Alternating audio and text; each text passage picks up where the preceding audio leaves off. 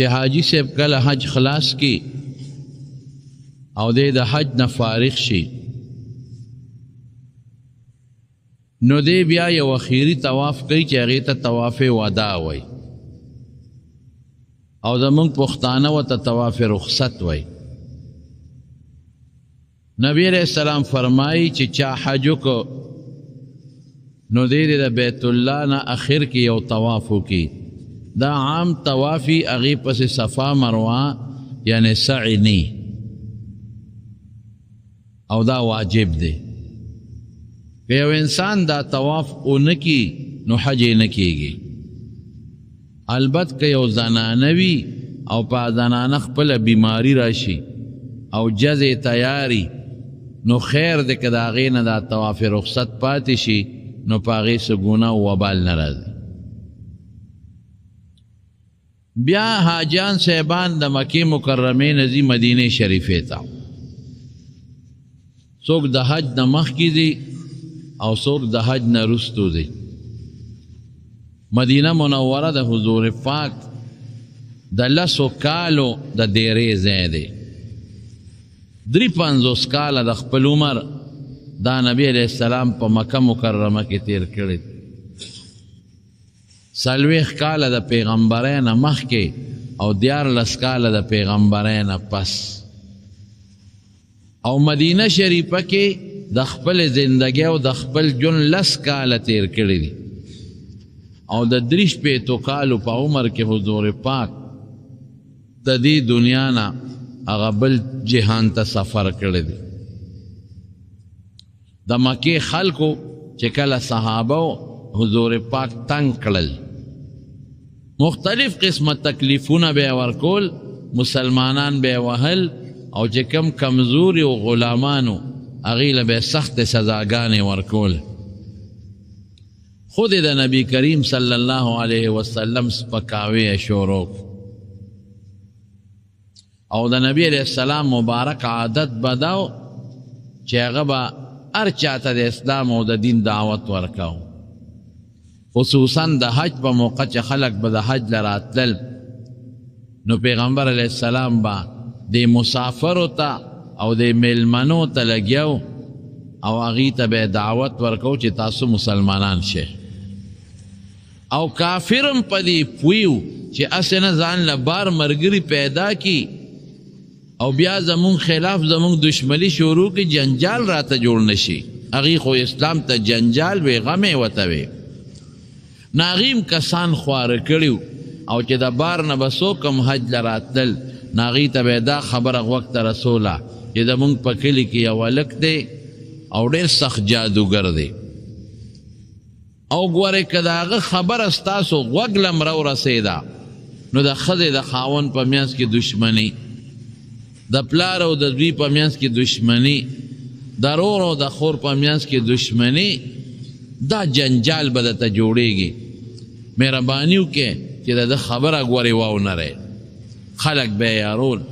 دومره پورې خلک یارېدلي و چې د بار نه به څوک رالل نو هغې په غوږ کې ټوکړې او مالوچ منډل چې هسې نه هوا راته د خبره غوږ ته راونه رسئ او په مصیبت اخته نه شو. رسول الله مبارک به خلق ځان لکړل.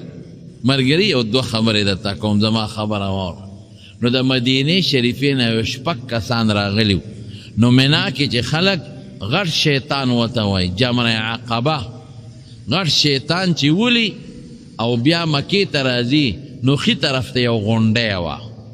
عربی کې د غر غونډۍ ته عقبه وایي. د هغې عقبې غونډۍ شاته یو دره غوندې وه یو ځان لځی نو حضور پاک به خلک پټ هلته بوتلل ځکه د مکې د کافرو نه لویه یره وه. سخت دشمنانو د مکې عتبه شیبه ابوجهل امیه دا لوی لوی کافران په مکه کې موجودو او د پیغمبر علیه السلام سخت غټ دشمنانو. نو دا 6 کسان د مدینې شریفي و نو نبی علیه السلام ورته وی تاسو سره یو ضروري خبره کوم وی اوکا وی نه لږ ځان لکېږو نو د غونډۍ نه یې شاته کړل نو حضور پاک ورته د ایمان دعوت ورکو وی د خدای پیغمبر یم ما له الله پیغمبري راکړې ده او زما دا دعوت ته چې خدای یو دی خدای شریک نه لري زمانونو د نبی علیہ السلام واحده یوه خبره وه دویمه پکې نه وه چې خدای شریک نه لري الله یو دی چې دا څومره قربانۍ نبی علیہ السلام ورکړي دي او دا وطن یې پرېښی دی او دا غاښ مبارک یې مات شوی دی او د طایف په سفر کې زخمی شوی دی او دا وطن یې پرېښی دی او صحابو دا بچی پرېښي دي او ښځې پرېښي دي او جنګونه وکړل او شهیدان شو زما قسم په خدای یو مقصد و چې هغه د الله وحدانیت او توحید د خدای په خلکو کې د خدای د یووالي عقیده خورول چې خدای یو دی ګورې شریک نه لري دا ټول جنګ په دی دا په پوله په پټي نو دا په مشرۍ نو دا په بادشاه نو دا په عزت نو دا دقه یو څیز و بس زه د خدای رسول د خدای پیغمبر او الله یو د شریک نه لري او دا زمونږ سوچه عقیده ده الحمدلله چې خدای یو د شریک نه لري نه د خدای په ذات کې شریک شته دوه خدایان نه دي یو خدای دی نه د الله په صفتونو کې څوک شریک شته د خدای چې کم خاص صفتونه دي دا د بنده نشته نه د خدای په شان علم د چا شته نه د خدای په شان طاقت د چا شته خدای پاک چې څنګه اورېدل کوي داسې بل څوک نشي اورېدلی خدای چې څنګه لیدل کوي داسې بل څوک نشي لیدلی دا د خدای صفتونه دي نور هم شته او نه د خدای په کارونو کې څوک شریک شته دا زمونږ عقیده او زمونږ ایمان چې د انور خدای راخیږي سپومې خدای راخیږي دا ستوري الله پیدا کړي دي دا رڼا د خدای ده او دا تیاره خدای پیدا کوي انسان له بچی خدای ورکوي روغ صحت والا خدای ورکوي بیماری والا رب العالمین ورکوي د انسان دا ټول کارونه دا د خدای د قدرت او د طاقت لاندې دي زما په لاس کې چې الله طاقت پیدا نه کي نو زه په دې لاس دا نوړی م خولې ته نشم اوچتولی زما په سترګه کې چې خدای طاقت پیدا نه کي قسم دی که زه پې یو انسان ته وګورم زما په جبه کې چې خدای طاقت پیدا نه کړي زه پې خبرې نشم کولی زما غوږونو کې چې الله طاقت پیدا نه کړي نو زه پې اورېدل نشم کولی نو الله چې څومره صفتونه دي دې کې به خدای له شریک نه که شریک دې پیدا که ته کافر او مشرک شوې د خدای چې څومره کارونه دي دا به نه وی چې بندم داسې کار کولی شي بلکل یې نشي کولی بنده له خدای اختیار ورکړی دی خدای والا سبب ورکړی دی د سبب یې مالک کړی دی خو دې پسې د خدای طاقت شته دی به خپل کسب کوي پیدا کول دی نشي کولی دا به خدای کوي دی به خپل علاج کوي ډاکټر به علاج کوي د مریض خو جوړول دی نشي کولی ورپسې جوړول به رب العالمین کوي دی به خپل اراده کوي چې زه ځم پېښور ته دی به خپلې پیسې م لګوي او دی به خپل لاس م اوچتوي دی به خپه م اوچتوي او دی به کرۍ له پیسې م جیب کې اچوي خو رسوي به یې پېښور ته خدای دی به پلین کوچ کې کښېني او په دې لار به اکسیډنټ وشي اړو به نه رسي دی به لار ته روځي او په دا سړک د پاسه به لاندې راوغورځېږي هارټ اټیک او مړ به شي اړو ځای ته به ونه رسېږي نو اسباب زمونږ ستاسو لاندې دي مونځ به مونږ کوو روژه به مونږ نیسو ډوډۍ به مونږ خورو اوبه به مونږ څکو خو د دې ټولو طاقتونه زما په وجود کې الله پیدا کوي او د دې ډوډۍ او د اوبو مقصد او د مونځ د مقصد رسېدل دا د خدای په لاس کې دی په مونځ زه جنت ته نشم رسېدی په دې به زما رب خوشحاله شي نو رب به مې په خپل فضل جنت ته رسوي نو د خدای په ذات کې شریک نشته د خدای په صفتونو کې شریک نشته او د خدای په کارونو کې هم څوک شریک نشته دې ته عقیده د توحید وایي د وحدانیت الله یو منل او قرآن شریف کې الله اعلان کړی دی دې کې دویم ټکي نشته ان الله لا یغفر ان یشرک به ویغفر ما دون ذلک لمن یشاء الله وایي چې وغواړم که نه نو هر سره ته بخلی شه یو مې قانون دی یو زما رحم دی قانون جدا دی هغه خو د هر څیز خپل یو نظام او قانون دی د هغې مطابق به فیصله کوم خو که قانون پرېږدم او یو د دنیا پلیت او د دنیا قاتل او د دنیا زناکار سړی دی او الله وایي زه بخم نو زه بخلی شم اس دی کې مې فیصله ده زه نه بخم دوزخ به ورکم که بخم نو او به هم بخم خو مشرک که یو سړی مال راغی دی بلکل نه بخم د شرک بخل نشته بس دی کې دویمه شته نه دا د خدای اټله فیصله ده کفر او شرک نه بخم نه بخم نه بخم الله وایي دا زما فیصله ده په کافر رحم نه کوم د آخرت، په مشرک رحم نه کوم، نه د قبر رحم پې کوم، نه پې د آخرت کوم. او باقي چې کفر او شرک پکې نه هره ګناه کړي نو د قانون مطابق سزا که مې ورکړه ټیک، او که د قانون نه بالاتر پې د رحم کوم هم پې کوم بخمه، خو شرک او کفر نه بخم. نو الله دې زمونږ د توحید ښکلې عقیده نصیبه کړي او خدای دې د شرکیاتو نه وساتي. زمارونو خبره مې دې پورې کوله چې د رسول الله مبارک دقه یو دعوه ده، بس دویمه پکې نشته. قل هو الله احد، الله یکتا دی، شریک خدای نه لري. زه کلمه ویم اشهد ان لا اله الا الله، د دې خبرې ګوی ورکوم چې الله یو دی په دې درېو څیزونو کې، په ذات او په صفات او په افعال کارونو کې خدای له شریک نشته. نو ځان لیکل د مدینې خلق او ورته دا خبره وکړه د الله رسول یم د الله پیغمبر یم او زما دقه یوه خبره ده چې الله یو دی، خدای له شریک نشته. هغه شپږ واړه خدای مسلمانان کړل. حضور پاک ورته وفرمایل وی تاسو داسې وکړئ، تاسو خو مسلمانان شوئ، وګورئ دلته دا خبره ښکاره نه کړې، ډېر لوی دشمن مې دی، نقصان دله درنه او کال له کوشش وکړئ ځئ مدینې ته ملګري ځان له پیدا کړي. دوی لاړل، هلته د ایمان او د اسلام دعوت شروع کړو. نو کال له 12 کسان راغلل، نیټه یې ښودې وه، ځای یې خولی و، هم د هغې مینا کې د غونډۍ شاته نبي علیه السلام ورله د ایمان دعوت ورکړو. هغه هم خدای 12 واړه مسلمانان کړل. وی غږ به نه کوئ، پټ څه پراپیګنډه، خلک د مکې خبر شو خو به دوی بیا مدینې ته تللي.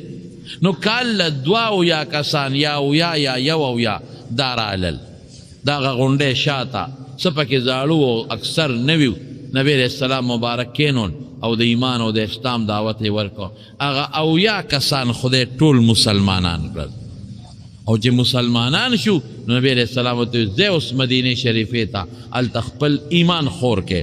خپل اسلام خور کې. هغې وی د الله رسوله ته مونږ سره مدینې ته لاړ شه،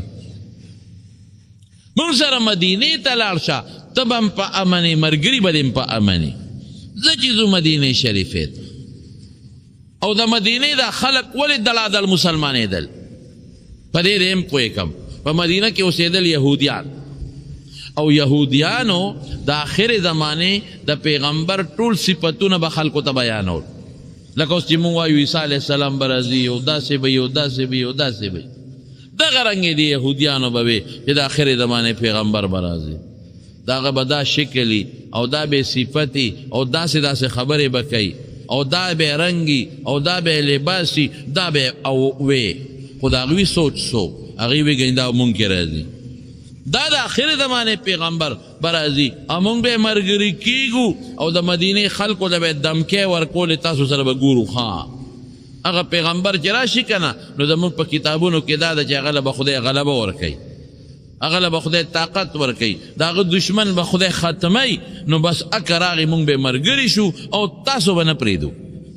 نو چې دا صفتونه به یې ته اورېدل د مدینې خلکو، نو چې رالل او حضور پاک ته یې وکتل، یلکه دا خو هغه سړی دی چې هغه یهودیان یې یادوي، هغه هغوی چې د آخر زمانې کم پیغمبر یادوي خو دا دی، هغوی چې کم صفتونه یادوي خو په ده کې دي، هغوی چې کمې خبرې کوي خبرې خو ټولې په ده کې دي، هغوی چې څه وایي چې د تعلیمات به داسې وي خو ټول دا دي. نو چې یهودیان په ایمان راوړي مونږ په مخکې ولې راونړو؟ الله عجیبه نظام دی. هغه یهودو ایمان راونړو، د مدینې خلکو راوړو. قرآن شریف کې الله فرمایي وکانو من قبل یستفتحون علی الذین کفروا، مخکې به دا خبرې کول او نبی علی آخر الزمان چې راشي که خیري مونږ به ملګري یو، تاسو به مونږ ختمو.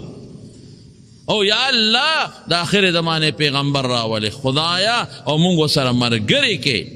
او دا کافر دا نور به ختمو د مدینې خلک. قرآن کې الله وی فلما جاءهم ما عرفوا كفروا به، چې کله هغه پیغمبر راغی دوی هم پیژن چې دا حقیقي پیغمبر دی نو کفر یې وکوی نه منه. دا د دوی د خولې نه یو ځل نه بار بار وتلی دي. کعب ابن اسد د دوی مشر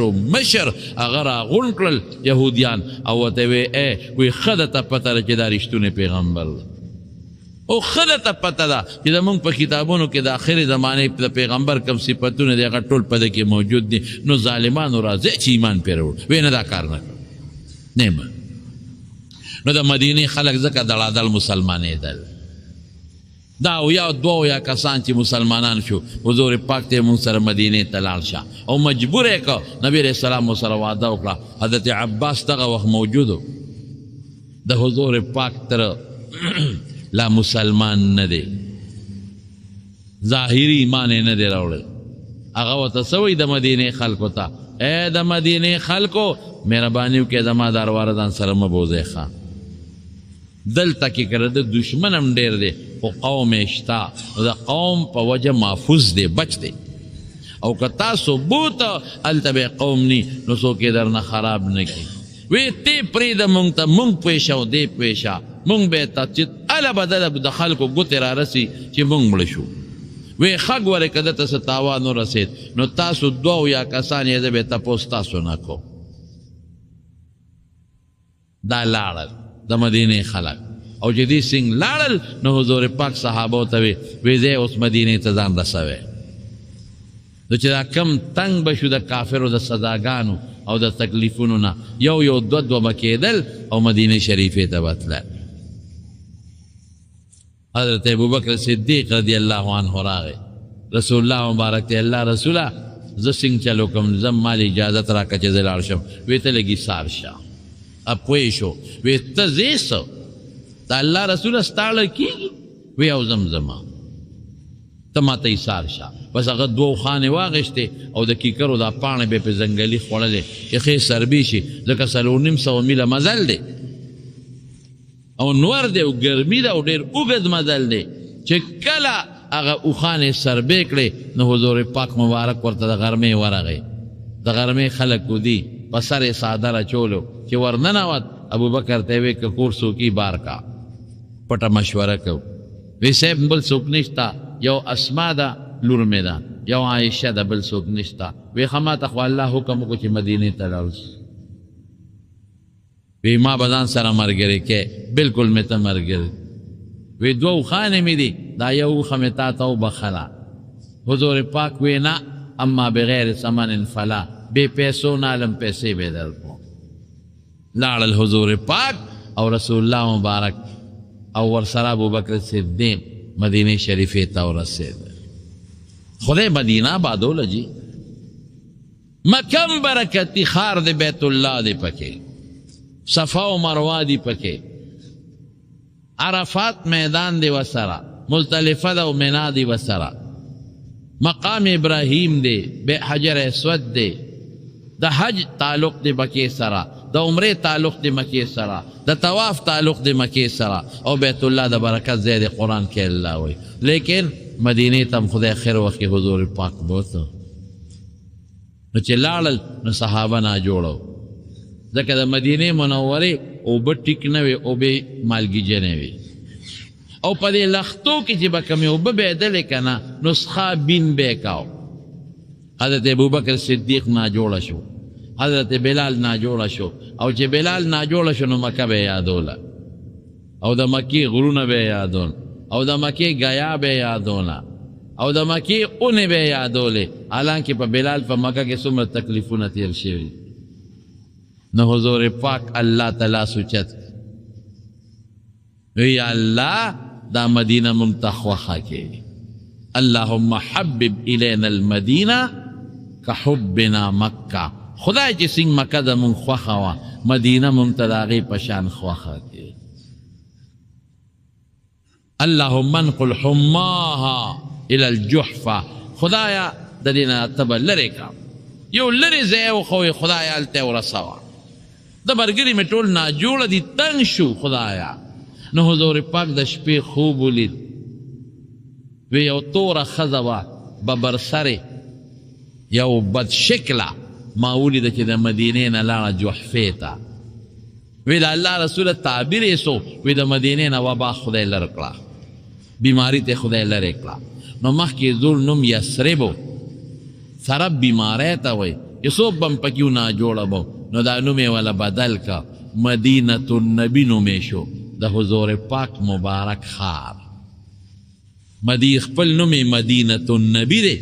د پیغمبر علیه السلام شهر او ښار نو اوس ورته خلک صرف مدینه مدینه وایي بیماری تلاړه ختم شي خشتا ابو هوا راله او دومره دعاګانې ولا وکړې اللهم اجعل بالمدینه ضعف ما جعلت بمکه من البرکه خدای مکې له چې د کم برکتونه ورکړي دي مدینې له د هغې ډبل ورکې اللهم ان ابراهیم دعاک لمکه خدای ابراهیم علیه السلام ستانه د مکې دپاره سوال کړی دی وانا ادعوک للمدینه او خدای زه د مدینې دپاره سوال کوم ابراهیم علیه السلام د مکې دپاره کړی او زه د مدینې دپاره کوم اللهم بارک لهم فی مدهم وساعهم خدایا د مدینې د خلکو د خوراک په څیزونو کې په تله چې کم څیز تلي او په پیمانه چې کم شی کچ کوي نو خدای په دې کې ولا برکت واچي زما قسم دی د حضور پاک دعا داسې لګېدلې ده لکه څنګه چې مکې ته د ابراهیم علیه السلام دعا لګېدلې اوس هم په مکه کې ګراني شته او په مدینه کې کمه ده دا اکثر ملګرو ته وایم د دې حج په موسم کې په دې مکه مکرمه کې ډوډۍ لږه سخته شي ګرانه شي وړه شي وړه رش ډېر زیاتي هغه تنور والا خواران هم نشي رسېدی نو ډوډۍ وړم کې او په پیسو یې هم ګرانه کړي او په مدینه منوره کې ډوډۍ همغسې چې څنګه مخکې دلته چای ګرانه شي هلته چای همغسې دلته چې دوبي له ورشي او جامې پې اینځې نو په عام ورځو کې 6 ریاله اخلي او 7 ریاله اخلي او د حج په ورځو کې 12 او 14 ریالو ته جوړه ورسي او په مدینه شریفه کې په 3 ریالې ځي که د حج ورځې دی او که نورې ورځې دلته به اوبه په بیه په هوټل کې او په مدینه شریفه کې به په هوټل کې درته اوبو جګ ډک پروت هلته د بیې نشته مفت به درته میلاویږي نسبتا د مکې مکرمې مدینه منوره کې ارزاني ده نسبتا د مکې مکرمې په مدینه منوره کې هر شی میلاویږي د دنیا داسې نعمت چې د دنیا په ګوټ ګوټ کې وي ادې په مکه کې ني یا په مدینه کې دا ګرانه دا مشکله ده دواړو کې میلاویږي دلته ابراهیم علیه السلام دعا کړې ده او د مدینې دپاره د دواړو جهانو مبارک سردار دعا کړې او بیا څه وایي الله اکبر وی لا یکید اهل المدینة احد الا ینمع کما ینمع الملح فی الماء وی مدینه خلکو سره به څوک سازش او سکیم اونکي مگر کچا د مدینه خلکو ته سکیم او سازش د نقصان جوړ کو وی داسې به خدای ویلی کی لکه مالګه چې په اوبو کې ویلی کېږي او رسول الله مبارک فرمایي وی یو خار د خارونو نه به داسې ني چې دجال به ورته داخل نشي هر خار ته به دجال ځي بغیر د مدینې نه دې ته دجال نشي داخلی د مدینې په کوڅو به فرشتې ولاړي او چې دجال راشي نو مخ به وله واړي شام ته او شام کې به خدای مردار کړي او طاعون وبا دا به مدینې ته نه داخلي لا يدخل المدینة رعب الدجال دجال خو څه کې دا غروب هم نشي را درنه کېدی لا يدخل المدینة الطاعون ولا الدجال نه دجال داخلی دی شي او نه وبا او طاعون بیماری مدینې ته داخلی دی شي مبارک ازمک د حضرت عمر فاروق رضی الله عنه په زمانه کې یو ځل اورو لګېد بار د اور هغه غرغنډې را روانې وې او دا هوا ورپسې په تیزۍ را روانه وه او مدینې ته دا شغلې را روانې شوې حضرت عمر صاحب ته چې وې اور لګېدلی دی او شغلې مدینې ته را روانې دي یو صحابي حضرت تمیم الداري رضی الله عنه عمر صاحب ورته وې ورشه او دا اور وشړه دا عمر صاحب په زمانه کې ښه د نبي علیه السلام نه عمر صاحب ورته وې ورشه دا اور وشړه وی صاحب څنګه وشړمه وی دا چابک والا ورته ووایه چې زه د پیغمبر د خلیفه د عمر استاذ یم او دا اډر دی چې د کم دی نه راوتې هلته واپس نه نوت ته په مدینه راځې د پیغمبر په کلي راځې تا لا یا نه راځي تمیم الداري ورغه چابک ورسره او اور ته ودرېده او اور له شړق ورکړه وی د پیغمبر خلیفه عمر را لېږلی چې د کم ځای نه راوتې هلته واپس شه اور مخکې دی لکه د څاروي او تمیم الداري ورپسې دی اور ته زغلی او دی ورپسې دی اور ته منډې وی لکه څوک چې ګډه چیلی زغلی او دی ورپسې دی اور زغلی دی ورپسې د کم غر د سوړې نه چې اور راوتې او د هغې غر په سوړی ور دننه که نو تمیم الداري ترې را واپس شو او په 600 هجری کې حضور پاک پیشنګوئی ورکړې وه تقریبا د مدینې نه بار یو اور ولګېده او داسې اور ولګېد چې غونډه ځمکې اور واغېسته ځمکه کې لاندې کویله پرته ده غونډې ځمکې اور واغېسته او په شام کې د دې اور لمبې ښکارېدې لیکن د مدینې چې کوم حدودات دي هغې له چې به اور راورسېد نو دې خوا به نه راته د مدینې خلک به رادل تماشې ته به ولاړو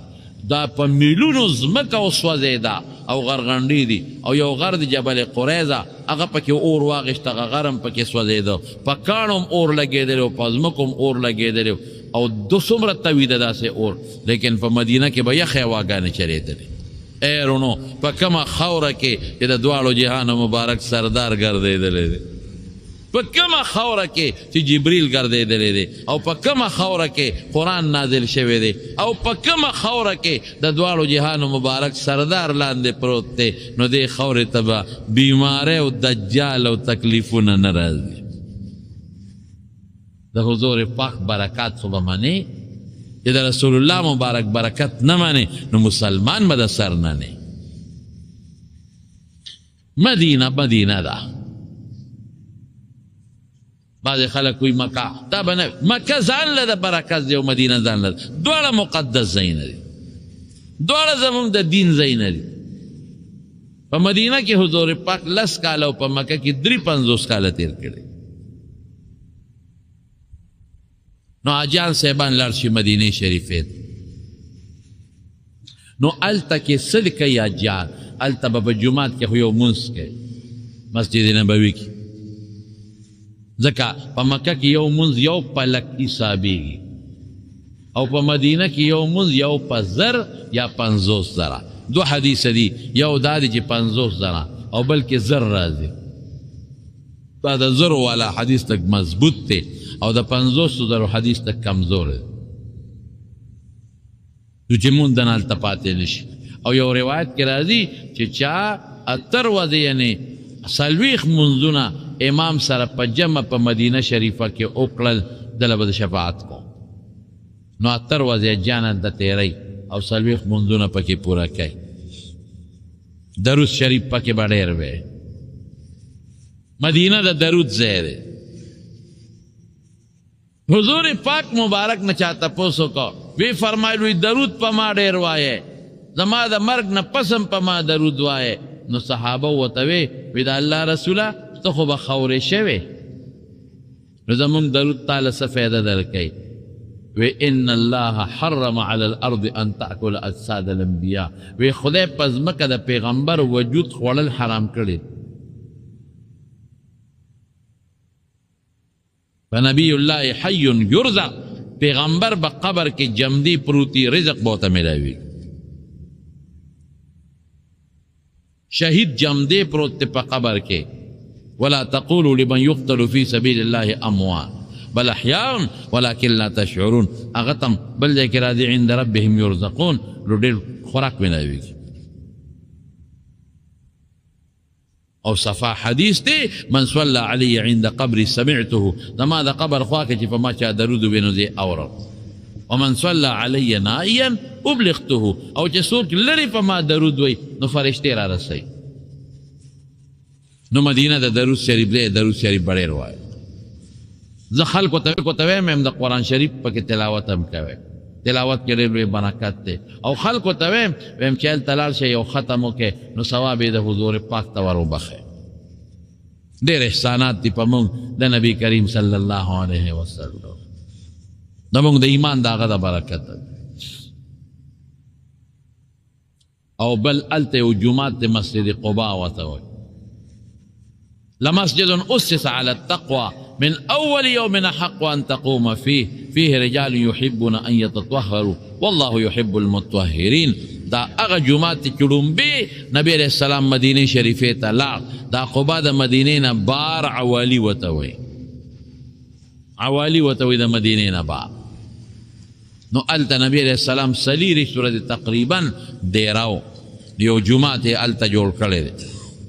ډېر مزیدار او ډېر قیمتي جومات مسجد قبا ورته وایي هغه زمانه کې کچه اوس پوخ شوی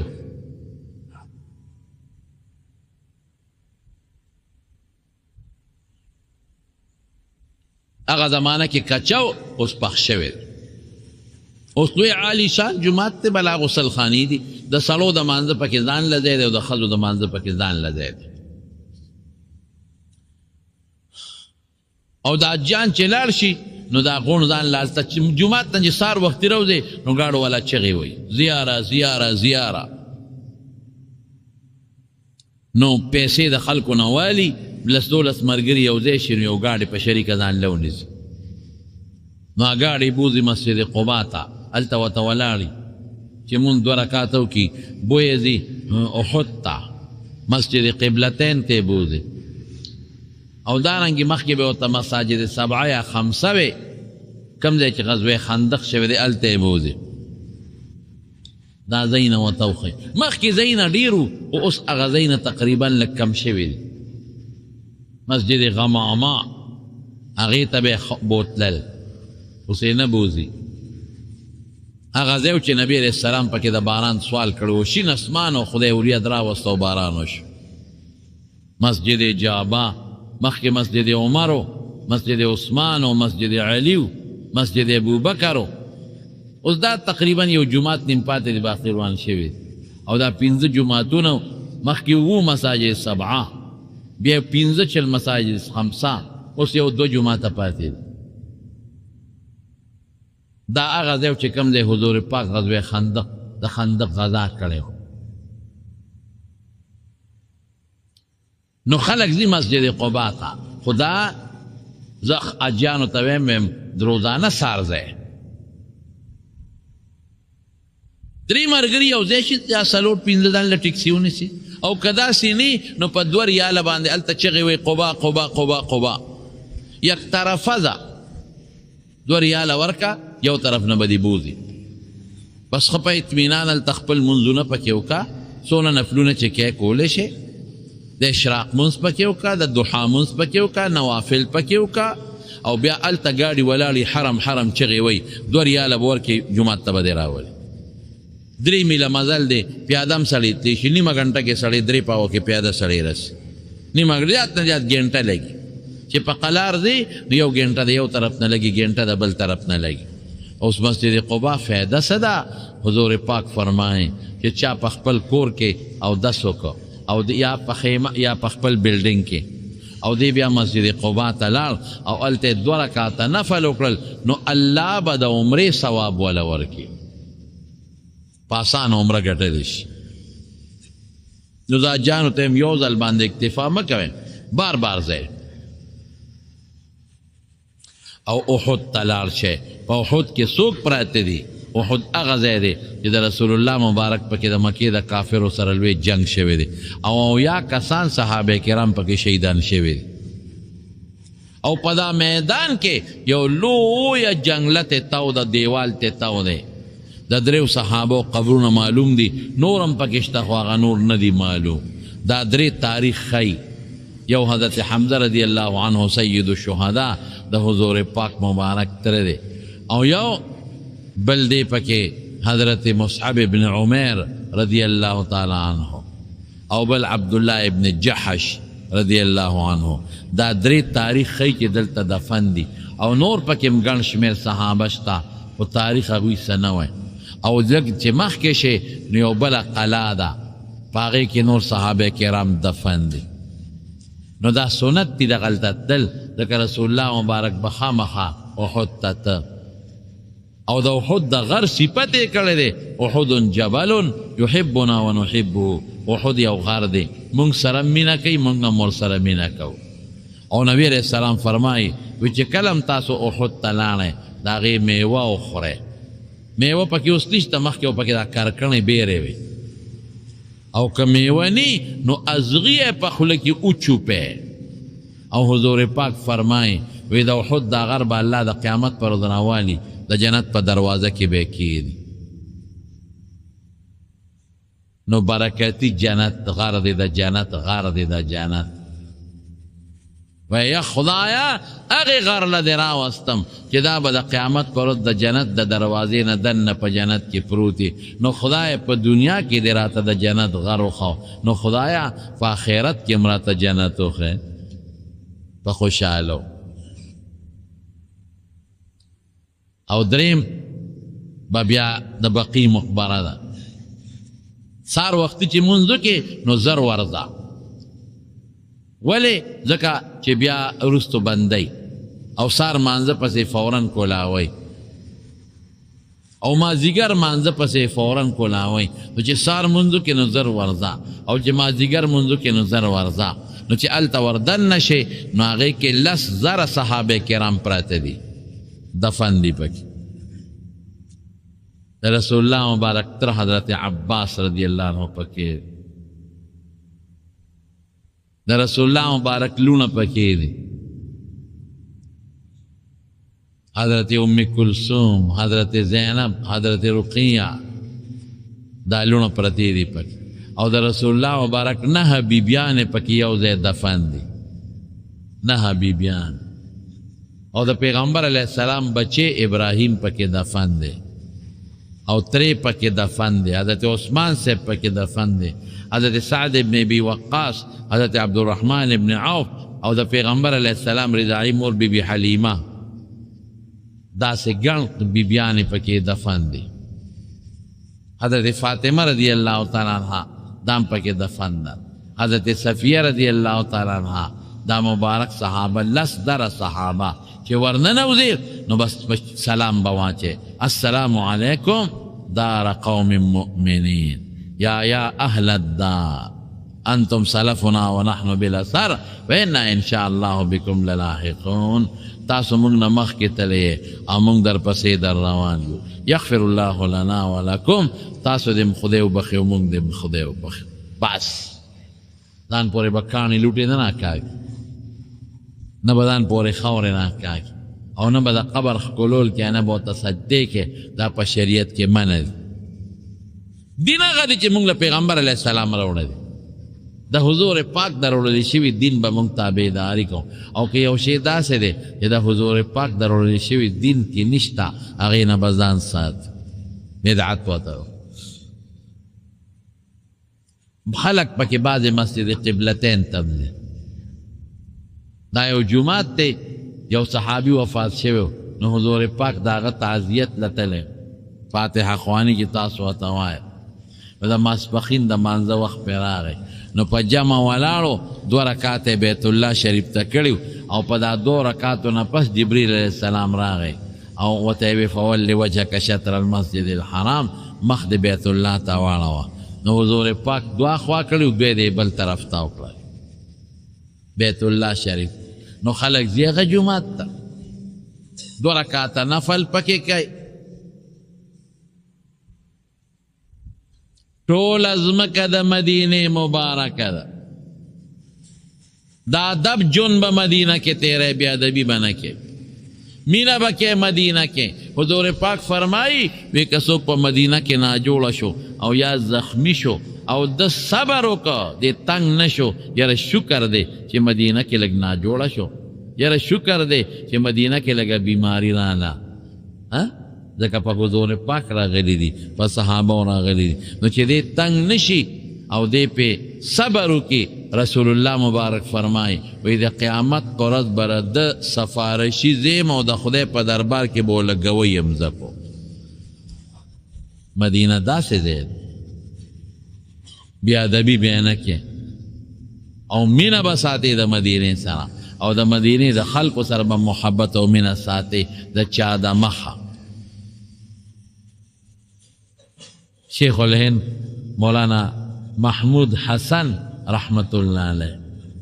محمود حسن دا هغه زمانه وه چې دومره رش نو په مدینه کې مدینه منوره به وی مدینه پاکه مدینه مبارکه نو دومره رش پکې نو د تلیم اجیانو هلته خپلې کوټې وي بلډینګونه یې پکې دیری نو چې دا ډوډۍ وخوړه نو دا واړه پوټي به مونږ د کړکۍ نه پورې واړه یو کوشې دی ولته غورځو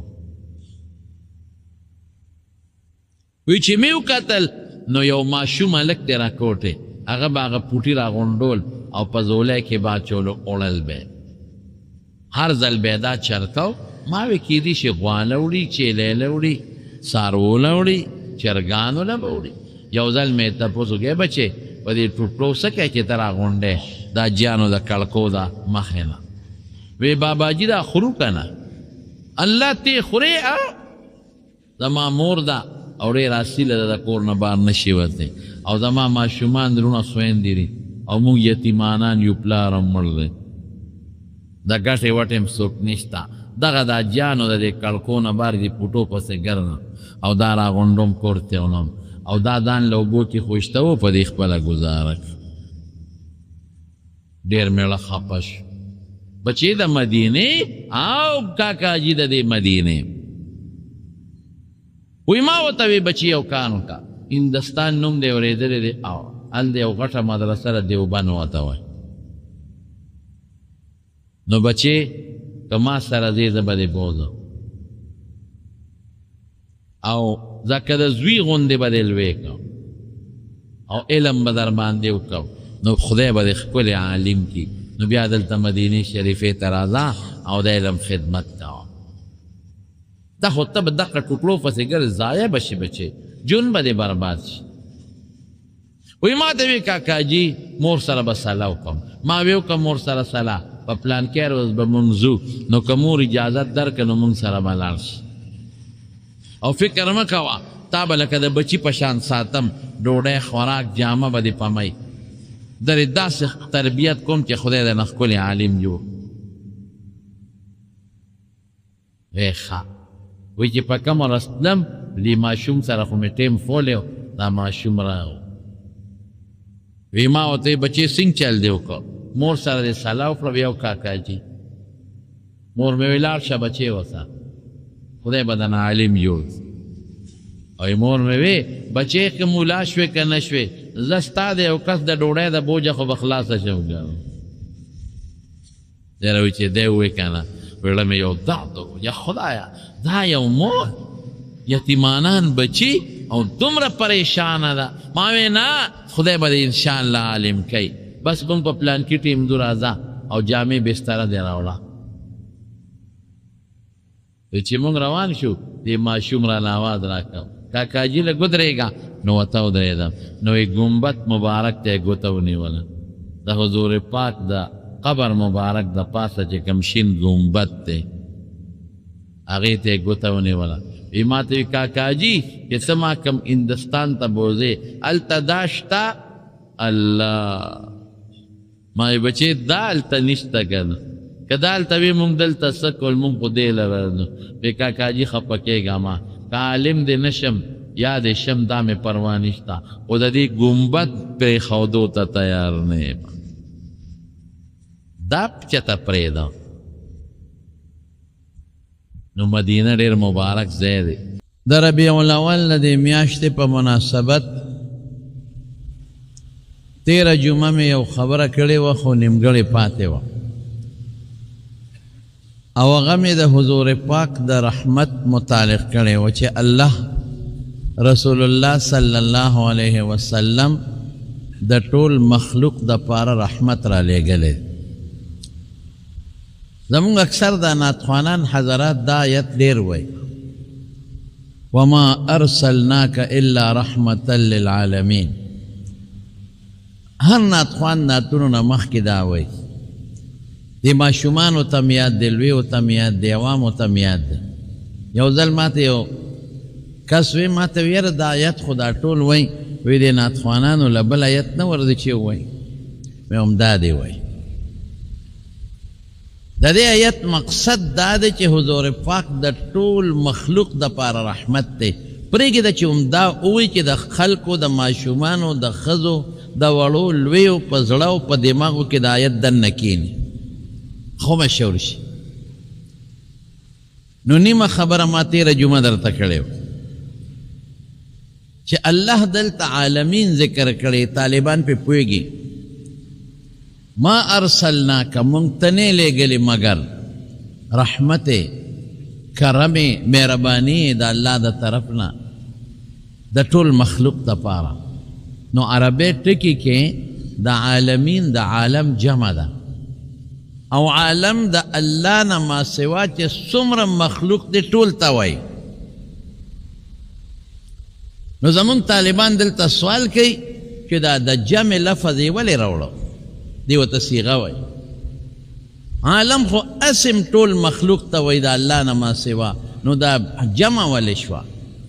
نو زمونږ بیا طالبان جواب کوي وی د دې عالم اجناس او انواع اقسام ډېر زیات دي وی په دې وجه جمع راوړو او زه د طالبانو ته یو بله خبره کوم مې دې کې یو نکتې ته اشارت دی دا چې دا څومره مخلوق دی څومره کاغه ځمکه ده کاغه نباتات دي بوټي کا جمادات دي کاڼي کویلا کاغه د دریاب حیوانات دي کاغه د هوا مارغان دي کاغه په د اسمانونو ځمکه کې فرشتي دي که پیریان دي هر څومره چې دي جون پکې شته او که پکې نشته دا ټول مخلوق د پاره خو رحمت دی چې د الله څومره پیدا کړي دی او پیدا کوي خو که د دې نه علاوه چېرته خدای پاک د دې په زرګو چنده نور مخلوق پیدا کړي د هغې دپاره به هم رحمت او زما رونو تیره جمعه مې درته ویلي وو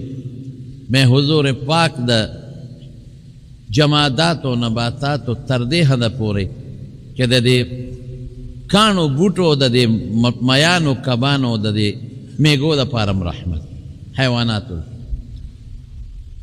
او یوه خبره مې نیمګړې پرېښې وه چې څومره غلامان وو په هغه زمانه کې وینځې غلامان هغې دپاره هم رسول الله مبارک رحمت لیکن نن درته یو بله خبره کوم چې د حضور پاک وجود د کافرو دپاره هم رحمت دی ګوره ته به وایې هغه څنګه کافر سره خو مونږ جنګ کوو اخو زمونږ دشمن مونږ د هغه دشمنان نو څنګه رحمت دی رحمت په دې معنی چې که چرته د رسول الله مبارک وجود نه وي او د رسول الله مبارک راوړلی شوې عقیده د توحید او د الله نوم نه وي نو قیامت به راغلی نو چې قیامت راشي نو کافر به هم دړې وړی شي د هغې کورونه او بنګلې به هم دړې وړی شي د هغې ملکونه به هم دړې وړی شي نو که دا د کافرو ژوند دی او د هغې ملکونو بلډینګ دی دا په دې وجه دی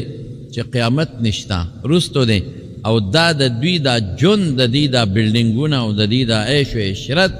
دا زمونږ د برکت نه دی او زمونږ برکت د حضور پاک برکت دی او زه به یو مثال درکم یو سړی چې کور جوړ کړي کور ځان له جوړی چې زه پکې اوسېږم ځان له کمرې جوړې کړي ځان له باتروم جوړ کړي ځان له د خوراک ځای جوړ کړي د ماشومانو د لوبو پارکونه پکې جوړ کړي ځان له جوړ کړي خو په دې کور کې ورسره ماشي میږي موسېږي په دې کور کې دننه ورسره مچانه موسېږي په دې کور کې دننه حشرات موسېږي په دې کې بعضې کورونو کې مږې موسېږي پیشوګانو نو دا کور خو یې د ماشو پیشوګانو له نه دی جوړ کړی دا خو یې د حشراتو د میږو له نه دی جوړ کړی دا خو یې د مچانو له نه ځان له جوړ کړی دی دا ورسره هسې اوسېږي چې دا کور تر څو وي نو دا د کور خاوند به هم پکې وي هغه ماشي میږي او مچان به هم پکې وي نو دا ځمکه خدای مسلمان له جوړه کړې دا الله مونږ له پیدا کړې ده او د دې کافر مثال د دې مچانو د منګکانو او د دې ماشو میږو دی نو چې تر څو دا ځمکه یې مونږ یو ځمکه به چې ځمکه نو دا ماشي میږي او دا کافر به هم پکې اوسېږي او مونږ به کله ختمېږو قیامت به کله راځي چې هغه کلمه چې حضور پاک راوړلې ده کلمه توحید او لفظ د الله ختم شي قیامت به راشي بیا به مونږ هم نه یو کافر به هم نه او ظاهرین دلې یو څو مثال درکم صحابه روانو ګوره د پیغمبر مبارک رحمته وګوره یو کافر و د یمن هغه عمرې لته د ډېر لوی قوم سردار و سمامه نومو سمامه ابن وصال کافران د پیغمبر دشمنان و هغه زمانه کې بس صحابه کلک ونیوه رسول الله صلی الله علیه وسلم لی راوست مسجد نبوي ته غټ سردارو د کافرو رسول الله مبارک پیجنده دا غټ خلک پیجني وی صاحب سمامه ابن وصال عمرې له روانو مونږ ګیر کو مونږ دلته راوست د کافرو د یمن د فلان کې قوم سردار حضور پاک فرمایل د جمعه د ستنې پورې وتړ چې وی تړ ستنې پورې او سحر نبی علیہ السلام راووته بخاری شریف کې راځي نو تاسو یې ته وکړه ما عندك یا سمامه لکه دې څه ګرځي څه سوچته دي مونږ متعلق ستا څه سوچته څه در سره وکړو او توی دا اللہ رسول دری خبری لومبے خبر دا دا ان تقتل زادا من کمی وجنی شتا اختیار دی ما دا نسو خلاصو لی نشی خوبینے والا انسان با ملکے نو که اونا پرے کے بچی بای رو خیجی او چه ما ملکے نو وینا ولی توئے زو خوبیانا جم دیکھے گا دویم دا چه که ما ملکے دا دیر لوی وینی خاون دیما یو اشاره والا ورکلا زه دا قوم مشرم زما وړه وینه نه ده لږه نه ده غټه وینه ده دا زما ټول قوم دی مړه که زما قوم به درنه ګورې د هغې بدل انتقام به څه وړه وینه نه ده نو که وجنې نو مړ که وینه به توی کې څه تاله به څه په ګوتو راشي او ډېره غټه وینه به توی کې زما قوم به د سره بیا دشمني کوي زما بدل به نه او که چرته مال غواړې ما پرېږدې وایا څومره چې مال دی پکاري زه به قوم ته ویم مال بدله درکړي ما ذات کړه او که رحم را باندې کې او پرېږدې مې نو بس په ډېر لوی سړي به رحم وکړې زه د قوم سردار یم چې زه دې پرېښوم زه دې ازاد کړم لکه زما ټول قوم دې ازاد کړي په ما دې رحم وکړه لکه چې زما په ټول قوم دې رحم کړي زه به دې ټول عمر شکر ګزار یم زما قوم حضور پاک مبارک ورته اسم ونه وی نه هاو کړل نه ناړو جواب یې ورنه کړی روخیار شخصیت لاړ مطلب یې دا و چې پرېږدې یو درې ورځې دې جومات کې دې تړلي چې دا قرآن ووري دا معجزات وویني دا صحابه وویني دوی سره ناسته لږه غوندې وکړي د صحابه اخلاق وویني زما خوی وویني لږ زمونږ ماحول کې یو څو ورځې تېرې کې د دې ماحول اثر به پده کېږي که خیر انشاءالله بهترین مجلس ته مونږ خو ځکه وایو چې د خپل بچي ښه مجلس ته ولېږئ ګورې مه کوئ دا دیندارو سره کېنوئ دا ښه ماحول کې کېنوئ ښه مجلس کې کېنوئ دا مه لر کوئ د ښه ماحول سار بیا پې رسول الله صلی الله علیه وسلم راغی او بیا ورته ما عندک یا سمامه سمامه له کې دې څه دي وی صاحب هغه پرونی درې خبرې خو هغه هم پوه شو چې داسې معلومیږي لکه چې وجنې مې نه نو پرونی د مرګ خبره مخکې کړې وه دې د لی وروسته کړه وی صاحب که چرتې مال غواړئ ووایه چې څومره دې پکاري زه به قوم ته سوال جواب وکړم مال بدله درکړي اوس هم نن سبا خلک دې مال له خلک تښتئ که مې وجلې نو پرونی خبره ده او که مې پرېږدې نو ما پرونی خبره ده اسې ورته ونه وی حضور پاک په درېیم ځل درېیمه ورځ پې بیا راغی بیا ورته فرمایي وی ما عندک یا سمامه زړه کې دې څه پراته دي وی صاحب همغه درې خبرې دي مې وجنې وینه به توی کې څه چل به وشي اسې ولې وینه توی غله لوی انسان وینه به توی کې ټول قوم دشمني ته د سره جوړېږي او که مال غواړي چې څومره غواړي او که مې اسې پرېږدې نو غټ احسان من به دې شم حضور پاک رحم ته ګوره دشمنو د لوی قوم دغلته یې وجلی شو دې قومونو د پیغمبر مبارک صحابو سره ډېر بد کړي دي لیکن حضور پاک وفرمایل اطلقوا سمامه پرېږدې خوشې کړي ځه خیراتي مې پرېښوه دشمن چې چاله په ګوتو ورشي داسې دشمن چې تا سره په میدان کې او په محاذ کې پروتي او تا ته نقصان ستا ملګرو ته رسوي څوک یې پرېږدي لیکن حضور پاک رحم ته ګوره اطلقوا سمامه پرېږدي خوشی پریخو چه لال دا جماعت نبار یو باختا التیو لمبل او دا لمبلو نا پس راغ حضور پاک مبارک مسجد نبوی کے ناستے او پا جماعت را دن نشو او کی ناس رسول اللہ مبارک تا دا اللہ رسولہ ما تا ایمان و خواہ ما تا کلمہ شہادت و خواہ مسلمان اگم حضور پاک و تا کلمہ شہادت او خولا اللہ مسلمان دا رحم سال که وجلی اوسه چل بشه که ته مال اغشته وی فدیه بیا به خلکو سوی پروپیګنډې به کولې اوهو دا خلک پیسو له اغوا کوي اوهو پیسو دپاره خلک کینئ اوهو دا مال یې خوښ دی لیکن د پیغمبر مبارک احسان او رحم سره هغه الله مسلمان کو او دا ګورې قبایلي خلکو مخکې ایمان تړه شوی خو داسې نه وي بیا به خلکو وی د زور د مخه مسلمان شو تړلی یو چې کولاو شو د خپل له مالک شو نو راغی ایمان یې راوړه او بیا سوی حضور پاک ته وی د الله رسول وی د نن نه مخکې ستا مخ زما ډېر بدي شو زما په زړه کې چې ته نفرت و د بل مخ نه نو ستا د مخ نه ستا ملګري زما ډېر بدي شو داسې ناخوښه خلک زما بل نو لکه ستا ملګري چې وو ستا کلي مې بدي شو په ټولو کلو کې ستا د کلي نه خراب د نفرت او د بغض کلی زما پړه کې بل نو وی نن الله اکبر ستا د مخ نه محبوب شخصیت ما ته بل نشته ستا د ملګرو نه محبوب ملګري ما ته نور نشته او ستا د کلي او د ښار نه خوښ کلی او محبوب ښار او کلی ما ته بل نشته او لاړ وی ما خو د عمرې نیت کړی څه وکړم وی لاړ شه عمره دې وکړه مسلمان شو او تاریخ کې رستو راځي چې رده د برکت نه رده د یمن ټول قوم الله مسلمانان کړل دا ولې دا د رحم د وجه دا د حضور پاک الله لېږلی دی لدی د پیغمبر مبارک صفت رحم دی رحم رحم رحم رحم رحم نن زمونږ مسلمان په بار ملکونو کې او د کافرانو په ملکونو کې په یو غلط رخ باندې یادېږي مسلمان کې رحم نشته دا سخت دی دا شرمخ دی دا زمری دی دا فلان کې دی فلان کې دی نه د مسلمان پیغمبر په زړه کې چې کم رحم و دومره رحم په مخلوق کې په بل چا کې نه چې روان شو او مکې ته ورسېد نو هلته پروپیګنډه ځکه سړی لوی سړی و د مکې کافران ته خبر شوي و چې څومامه خو مسلمان شوی دی نو هغوی ورته صحابي شوی چې دین به چا د پلار نیکه پرېښود او بل ته ولاړ هغه ته به یې صحابي وي هغه څه وی نه ما صبوت ما صحابي نه یم له بېدینه نه یم ما د رسول الله صلی الله علیه وسلم مرګرتیا وکړه ما اسلام و ایمان قبول کړی او ما ته ګورې سترګې رابرغې نه کې ای د مکې خلکو ځکه چې مکې ته به غلټوله د دې د قوم نه راتله تجارتي به وه خو مکه کې خپل غنم غله نه کېده ټوله به د یمامې نه راتله د دې د قوم نه به راتله وی ګورې پام کوئ کشو نه کې اوس به زما د کلي او د وطن نه تاسو له غله اله راځي چې محمد مصطفی حکم وکړي صلی الله علیه او که هغه اډر نه کړی یو دانه به هم دله نه راځي دومره لکه الله محبت او مینه پیدا کړي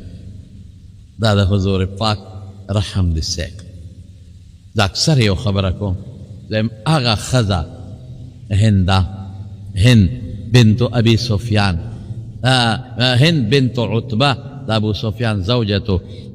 ابي سفیان هند چې د عتبه لور ده او د ابو سفیان بیبي ده چې هغې په احد کې څومره زبردسته د کافرانو دپاره یو کارنامه کړې او نورې به یې پرېږدو د حضرت حمزه د حضور پاک تر سید الشهدا سره چې هغې څه کړي دي نو تاریخ چې لیکي نو هم سترګو نه به دی د اوښکو په دی وینې بیږي چې حضرت حمزه د وحشي په لاس یې شهید کړ وحشي ابن حرب حمزه وی روان دی تو بخاری کې راځي او ډېر بهادر دی او داسې په بهادرۍ جنګېږي چې څوک ورته مخامخ ودرېدی نه شي او زه ورته د یو تیږې شاته پټ شوم یو وړنې ځګی ور سره خو چې زما مخکې تېرېده وایي ما په هغې وویشت او په دې نامه ولګېد شاته ترې نیزه ووته ما پسې ګواښ وکړه خو نیزه ترې شاته وتې پرېوت وحشي ابن حرب د لاسه شهید شو او دا اسد الغابه کې شته دا هندراله او بیا د دې حضرت حمزه نه پوزه پرې کړه سترګې یې ترې وویست غوږونه یې ترې پرې کړل شونډې یې ترې پرې کړې نور یې ورسره ظلم وکړ سینې یې وله وشلوله او د سینې نه یې زړه راوویست او په هغې یې چکونه ولګول او د سینې نه اینه راوویسته او په هغې یې چکونه ولګول وی دا تیروم خو تیرې نه شو الټه یې کړل او د دې د پاسه دا ظلم وکړه چې د حضرت حمزه رضی الله عنه اندامونه راواغېشتل دا پوزه او دا غوږونه دې نه امیل جوړ کړ دې تار کې واچو او دې غاړه کې واچو او ګډېده به څومره ظلم څوک دی حضرت حمزه د حضور پاک تر سید الشهدا چې رسول الله مبارک ته پته ولګېدله نو حضور پاک وفرمایل اوهو ما خو د دوی مړو سره دا چل نه دی کړی دوی چې زما تره سره وکړه اړه مې غواړي چې دا تره خښ نه کم چې په دې میدان یې پرېږدم چې د غوښې دا مارغان او دا حیوانات وخوري چې د قیامت پر ورځ خلک د قبرونو نه پاسي زما د تره غوښې د حیواناتو او د مارغانو د ججورو نه روزي والله ته ودرېږي خو که دې نه ښخوم سبا به خلک خپل مړي نه ښخوي شهیدان به نه ښخوي وایي پیغمبر خپل تره نو ښخ کړی مونږ هم نه ښخوو نو ځکه یې ښخوم او چې حضرت صفیه خور وه د حضور پاک ترور هغې ته پته ولګېده نو را روانه وه نو حضرت زبیر بهادر پهلوان دی د پیغمبر مبارک د ترور زوی دی د دې صفیه خو زوی دی ورشه زبیر وي مور دې منې کړه د رسول الله مبارک دا خیال و چې ښځې خو پړه کمزوري او که دې ورور ته یې وکتل چې نه پوزه شته نه سترګې نه غوږونه نه شونډې او دا سینې شلېدلې ده او د هغې نه زړه لکه د قصابې چې یو څاروي ټک ټوک کي په سرمن دغسې پروت دی څه چل پې ونه شي نو زبیر پهلوانو بهادر جنګ کې ورته څوک ودرېدی نه شو او چې سینګ ورغې او یې مورې ودرېږه ورته ودرېده هغه دومره زور کې وه چې د زبیر له دیکه ورکړه هلته یې غورځاو وایي ما د خپل رور نه منې کې حمزه نه ته خوشه زبیر آواز ورکړه وایي مور رسول الله مبارک فرمایي چې منې کا نیغه ودرېد الله اکبر یا دومره زور کې ده چې زوی له دیکه ورکوي پهلوان زوی هلته غورځوي خو چې د پیغمبر نوم یې واورېد نیغ اوتی صحابو کې د حضور پاک تابعداري په ښځو نرو کې وی ورشه زما رواره ته ووایه چې ستا کم سوچ دی هغه نشته زه خبر یم د خپل رور نه ما ته پته ده چې هغه ټک ټوک دی زما د رواره د حضور پاک دا خیال دی چې زه په ما څه چل ونه شي او زه چغې ونه وم ویره ونه کړم فریاد ونه کړم نه نه نه نه زه یو مقصد له راغلی زما رواره ته ووایه زه خپل رور حمزه له مبارکي ورکوم مبارکباد ورکوم چې رورې مبارک دې شه مبارک دې شه رورې مرګ به یو تل راته خو مبارک دې شه چې تا د الله په لار کې د خپلو اندامونو او د خپلې پوزې او د سترګو هدیه دې پیش کړه او د الله په لار کې ځان دې ټک ټوک کړه زه به خپل رور له مبارکباد ورکوم دومره حضور پاک خپا مخلوق خدا ډېر ظلم شوی د حضرت حمزه سره د وحشي د لاسه او د هندې د لاس وحشي ابن الحرب او بیا ګډېدا دا یو چیلنج دی مسلمانانو له چې ستاسو د پیغمبر تر سره مې دا چل وکړو راشه میل مې کړل د هغه اندامونه که تپوس رانه کولی شی لیکن حضور پاک څومره خفه څومره دومره خفه دی چې دغه وحشي ابن حرب چې کله مکه فتح شوه نو دی وتښتېده طایف ته و ایمان ته مې ړو شو مې څنګه به لاړ شم ما چې څه کړي دي هغه خو عرش لیدلی دي خو کائناتو لیدلی دي زما جرم خو قابل معافي نه دی چې معاف شمه نو چا ورته وی استازو ته حضور پاک څه نه وایي استازي کې دي ته م ورسره لاړ شه وی استازو کې لاړم چې لاړم او رسول الله مبارک ته مخامخ شوم وی بس فورا خو مکه کې پاتې شو وحشي پیژندې چې مخامخ شو انت وحشي الکه ته وحشي ما وی او نعم وحشي انت قتلت حمزه تا وجلې چې کومې خبره نه یریدم حقه خبره راته حمزه تا وجلې نو ماتر دې کې دنه ډېره لویه فلسفه ده چې تا وجلې دي څه شوي دي د ما تره سره زما د تره نه خو د قصابې د ټک ټوک وجود جوړ شوی دی ستا د برکت نه تا وجلې دی اوس خدایه که ویم چې او نو غټه بېادبي ده که ویم چې نه نو دروغ هم دي منیم نه ما وی قد کان من الامر ما بلغک حضرت چې څه خبره در رسېدلې ده ټیک در رسېدلې اوس دا قابل معافي نه وه قابل معافي نه وه لیکن حضور پاک ورته وحشي څنګه راغلی وی د الله رسوله ایمان ته میړه کېږي معاف بشم جرم خو زما هغه دی چې کائناتو لیدلی بل چا سره هم نه ستا تره سره معاف بشم او یوازې دا جرم نه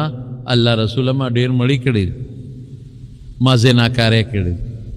ما بدعملی ما دا ګناهونه کړي معاف بشم حضور پاک او فرمایل او که ایمان دې د زړه نه راوړو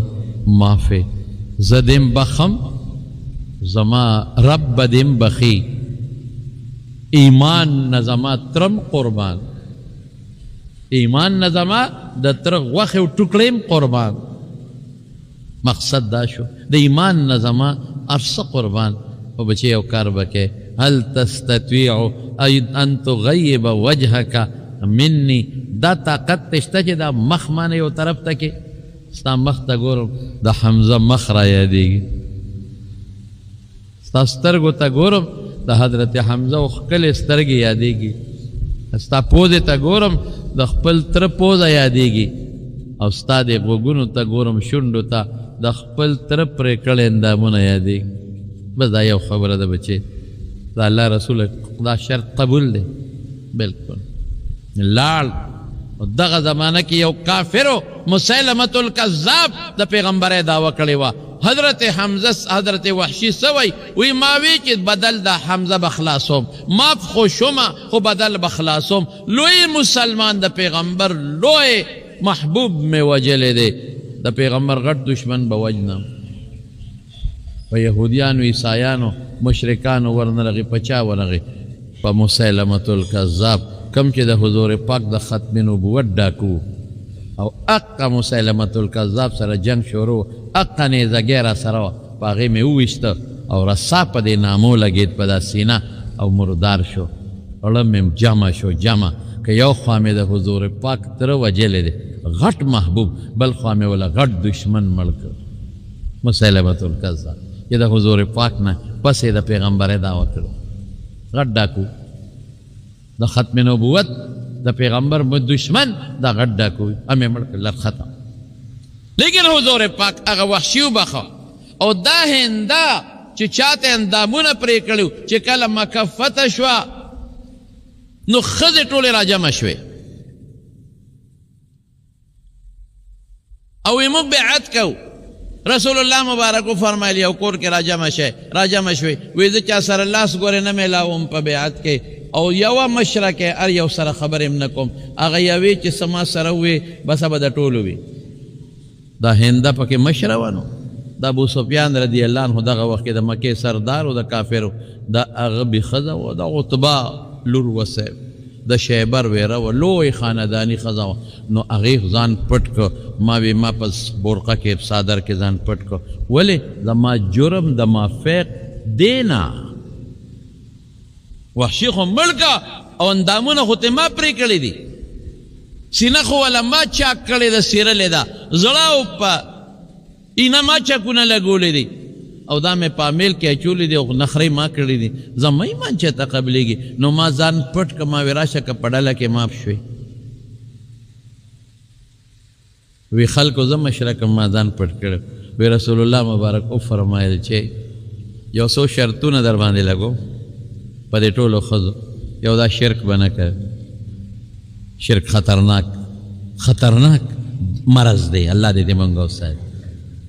وی مونږ وی چې بالکل مونږ یو الله منو او شرک نه کوو دې بوتانو مونږ له سر راکړه بالکل منظور دویم شرط دا چې زنا به نه کوي دا هنده ورته څه وایي وی دا ستا قوم دی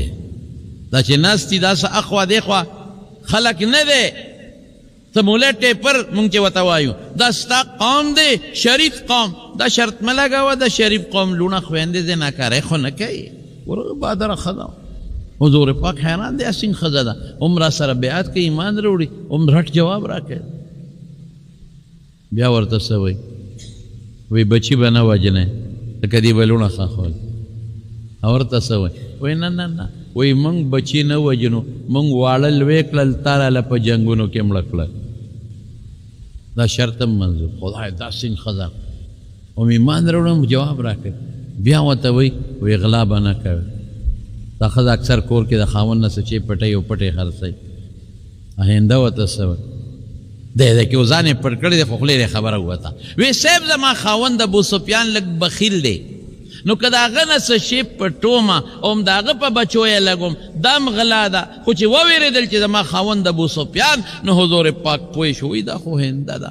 انت هند بنت عتبه ته هندی څه د عتبه لور اوهو بس ښځه پوه شوه ما نه خو خبره ووته زه خو وپېژندم لاسونو په رپېدو شو حضرت زه هنده ما ځان په دې پړونه کې پټ کړی زما جرم قابل معافی نه دی. ما وی زباونه بخلی شم، راشه که ډله کې وبخلی شم. ما ډېر زیاتې کړې د الله رسول، ډېر زیاتې کړې. زما دا شرطونه منې، هر څه درته معاف، کفر معاف، شرک معاف، او د دې ایمان د مخه زما د تراغه ټوکړې درته معاف. مړه دې ته رحمت للعالمین وایي. من خو چې نن په جرګه کې څوک بوزو، مړه دا چرګوټي جرګۍ ده، چرګوټۍ مې څوک نه بر د یو اونې جرګۍ، یو اونه چا د چا والي ام نه منې، د یو سپېړې جرګۍ ورپسې لاړ شو ام نه منې. نن سبا څوک نه منې. معافي څوک کم ځای کوي چې وی معافي کوم، نو دا خو زه ښکته شوم که نه. خلک وایي وی بخه معافې که نه. صاحب پیغمبر څه وایي؟ د دواړو جهانو مبارک سردار څه فرمایي؟ قسم خوري، قسم وی په دریو څیزونو قسم خورم. یو په دې قسم خورم چې صدقه باندې ما مال نه کمیږي، زیاتېږي به. هلکه د پیغمبر خبره خو بې قسمه به مونږ منو، قسم پې صدقې سره به مال نه کمیږي، زیاتېږي. دویم په دې قسم خورم چې سوالګر سوال کوي نو مال کې به برکت نه کمیږي، به زیاتېږي به نه. او دریم په دې قسم خورم چې چا څوک معاف کړل عزت به نه کمیږي، عزت به زیاتېږي. او مونږ وایو که معاف کی عزت لاړ برباد شو، او پیغمبر وی قسم خورم چې عزت به زیاتېږي، کمیږي به نه. صاحب رحمت للعالمین مکه کې چې څومره کافرو او د پیغمبر خلاف ولاړو، د رسول الله مبارک خلاف، هغه کافران ټول رسول الله مبارک معاف کړل. او چې مکه باندې راغی، حضرت ابو سفیان دغه وخت کې د مکې سردارو، دی راووت د یو دوه ملګرو سره. یاره یو پروپیګنډه ده چې مسلمانان روان دي په مکه حمله کوي. ګورو چې دا حقیقت دی او که نه. چې رالل سنګ د حضور پاک څه څوکیدارانو هغې کلک ونیول، په مخه یې کړل حضور پاک ته. حضرت عمر فاروق ولیده، حضرت عمر ورپسې اسوس غلو. ملګرو د ابو سفیان ما ته لږ غوندې پرېږدی. احد کې دې زمونږ مقابل ولاړو، په خندق کې دې زمونږ مقابل ولاړو، حدیبیه کې مونږ نه یو پرېښد، تبه یې زمونږ کړې ده. لږ زما دې تورې ته پرېږدی، که پیغمبر مبارک له مبو ته ما ته پته ده معاف کوي. لیکن هغوی فوراً حضور پاک له ورسو، فوراً حضور پاک له ورسو. او چې ورورسېد عمر ورپسې تورې په لاس ورسېد، وی صاحب لږ زما دې تورې ته پرېږده. وی عمره کېنه. هغه ابو سفیان چې د حضور پاک په مقابله کې د ټولو کافرو سردار. اوس پکار دا وه دغې وخت سره خلک څه کوي؟ خپل دشمن چې ګیر کړي نشان عبرت یې ګرځوي. لیکن رسول الله مبارک اقا ټیم ابو سفیان معاف کړ. او حضرت عباس ورته وایي وی صاحب ابو سفیان له لږ عزت ورکا. وی ښه د کور ته چې څوک لاړل معاف دي. وی صاحب زما کور کې ټول د مکې خلک نه ځایږي. وی ښه چې جومات ته څوک رالل زه دا تاله ستا د برکت نه دا معاف شو. وی جومات را کوټې دی ټول خلک پکې نه ځایږي. وی ښه که څوک په خپل کور کې کېناسته او توره یې مونږ پسې راونه ویسته او ځان پسې ور بند که اما یو کافر دی صاحب معافیم کو دومره جو عزت والا حضور پاک ورکوي. او دی وخت کې عمده ابو سفیان راغی مکې ته او چیغې کړې وی خلکو بس مسلمانان ډېر زیات دي، مونږ طاقت نشو لرلی. ما دله امن راوړی دی، یا زما کور ته راځئ یا جومات ته دی یا خپله دروازه ځان پسې بندې کړئ. او چې څنګه حضور پاک راغی د مکې ښځو څه وی؟ وی مونږ وی چې نن به زمونږ عزت لوټ کېږي ځکه دشمن راغی. پخوا اوس هم چې دشمن د چا په کور ورشي مالم غنیمت، ښځې لوڼو سره هم چې سیوه سره وکړل کوي ورسره. مونږ وی نن به زمونږ په مخ کې زمونږ عزت لوټ کېږي، زمونږ انګیندو زمونږ لوڼو سره به زمونږ په مخ کې نن بدعملۍ کېږي. نن به مونږ سره زمونږ د خاوندانو مخ کې بدعملۍ کېږي، زمونږ حیا به نن لاړه شي او برباده به شي. یریدو رپېدو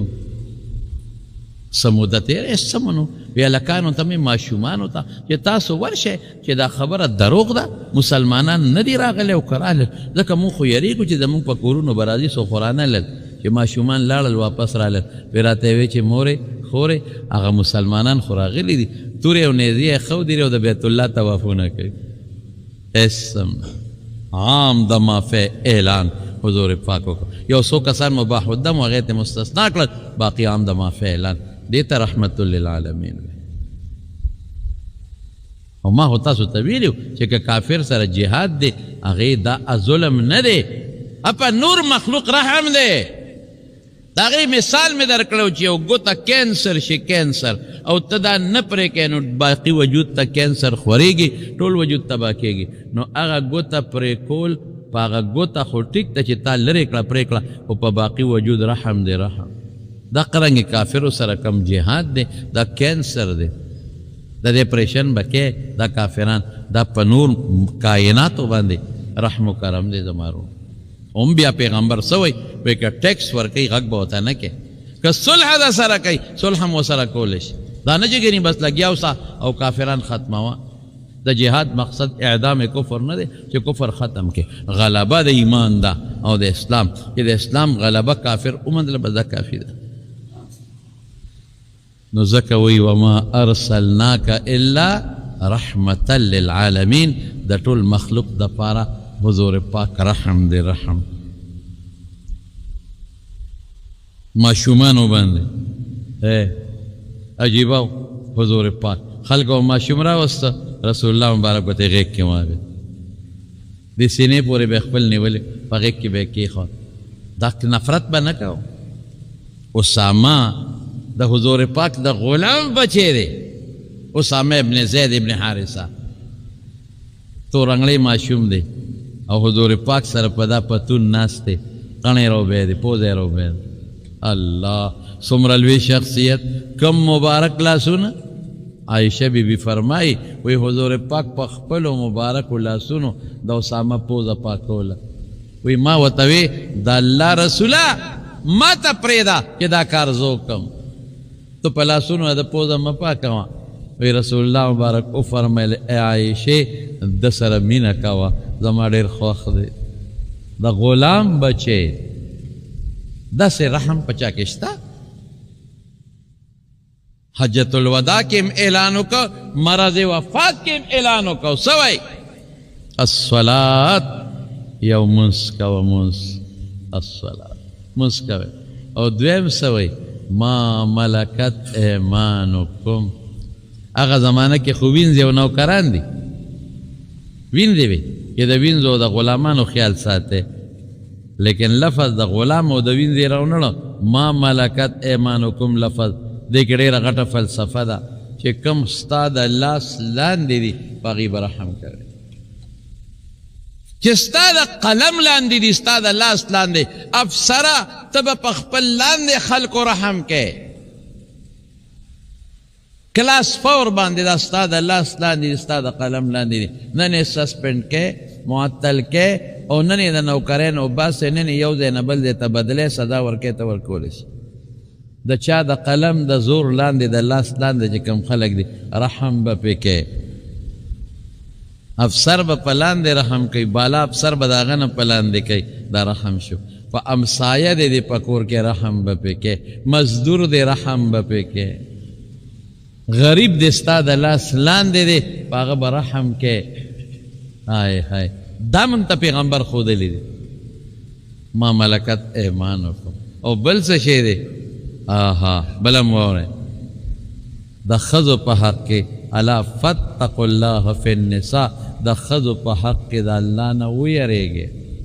په ښځو رحم وکړئ. نن موږ په ښځو څومره ظلمونه کوو،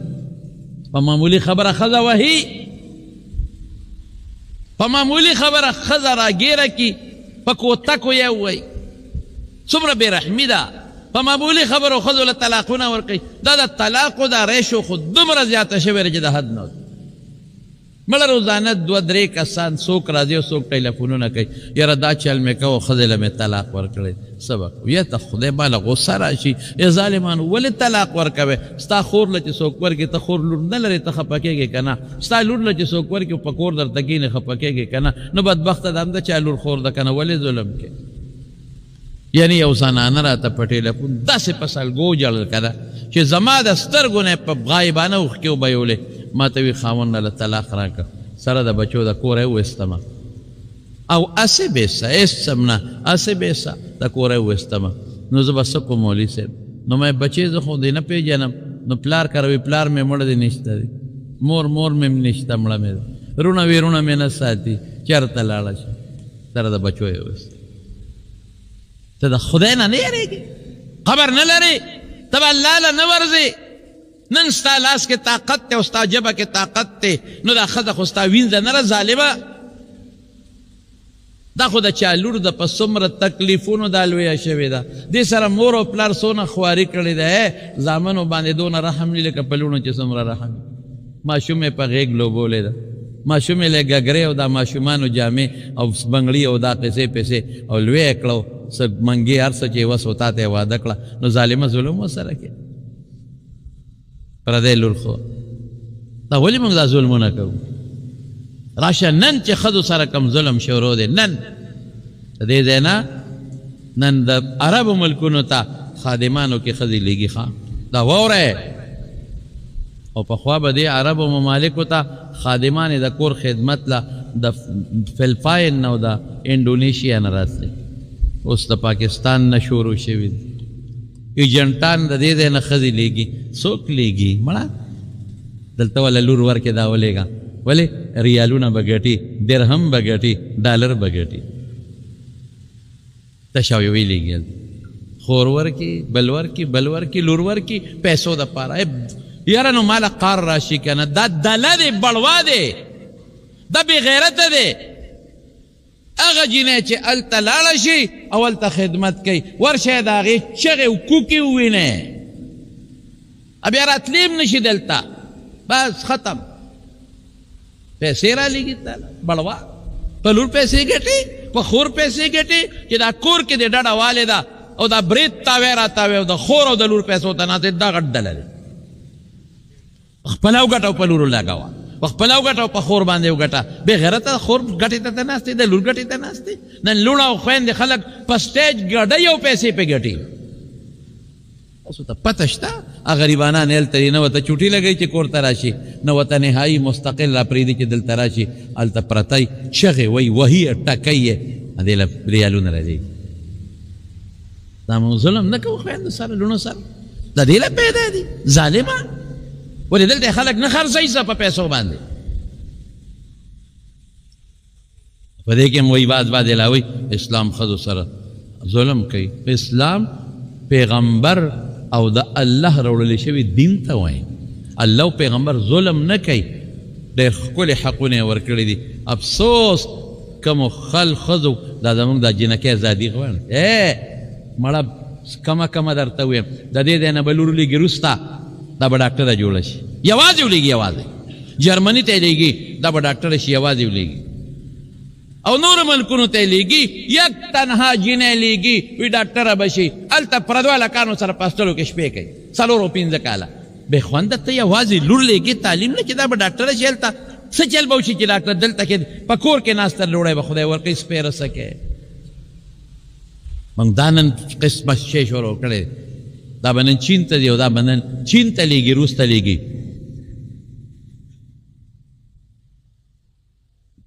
دا به کمپیوټر کې ماهره شي راځي به دا به ډاکټره شي دا به انجینیر شي یک تنها لور رښتیا ووایه دا چې څوک یې لېږي دا بې غیرته دی که نه هغه دله څه ته وایي بړوا څه ته وایي ما ته بړوا تعریف وکړې څه ته وایي هغه دله څه ته وایي د دله تعریف راته وکړې هغه بې غیرته څه ته وایي اسلام یو طرف ته که خو دا څه کوې ته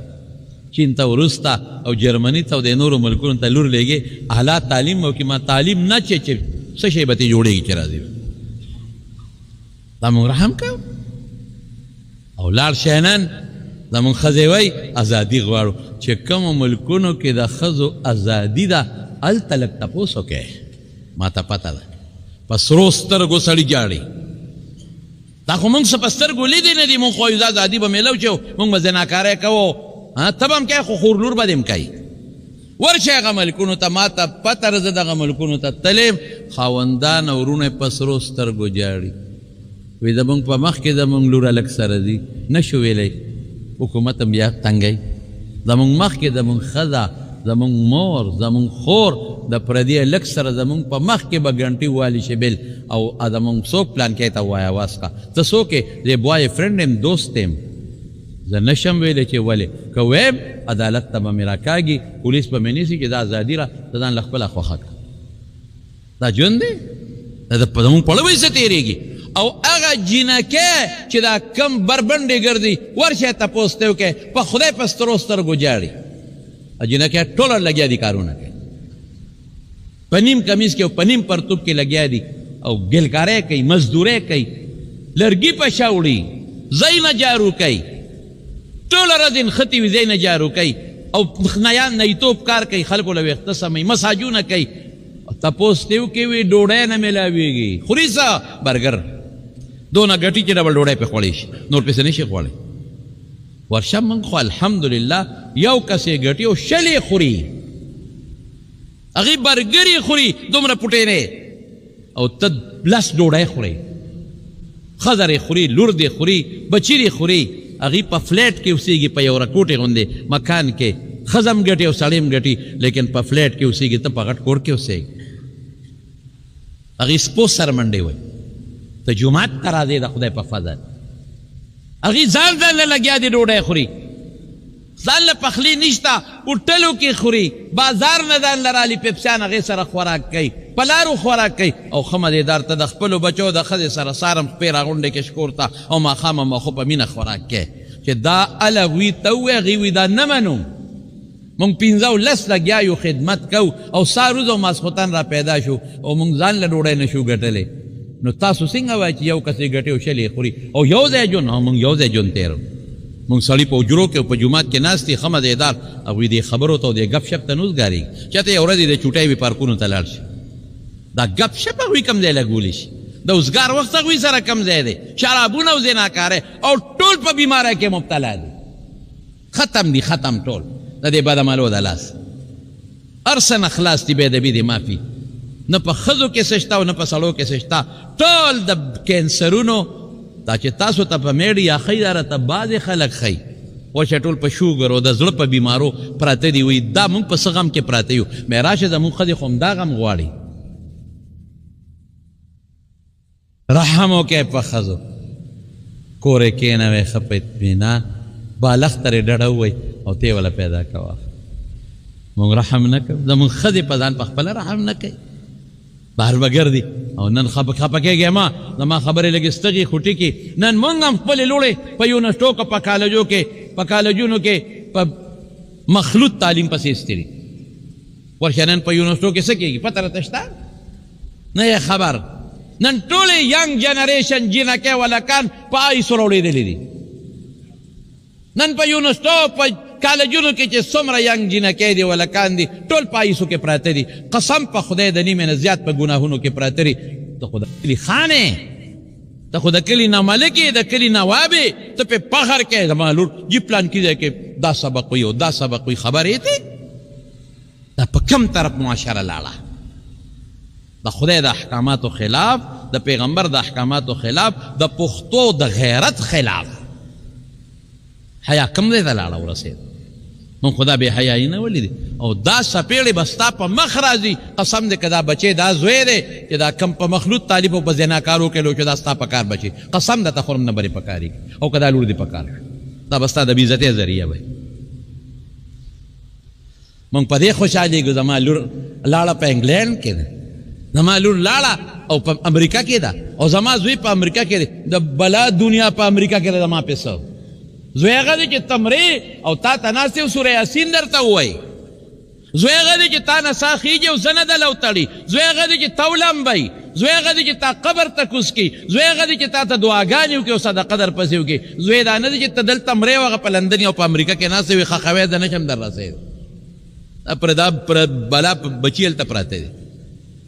په خدای چې الله او رسول زموږ معاشرې له او مخلوق له انسان له کوم قانون ورکړی دی که د هغې نه د رحم او د انصاف قانون بل نشته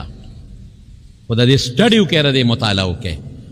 سوچ وکړئ او فکر وکړئ د قبر ژوند را روان دی او د آخرت ژوند را روان دی لونو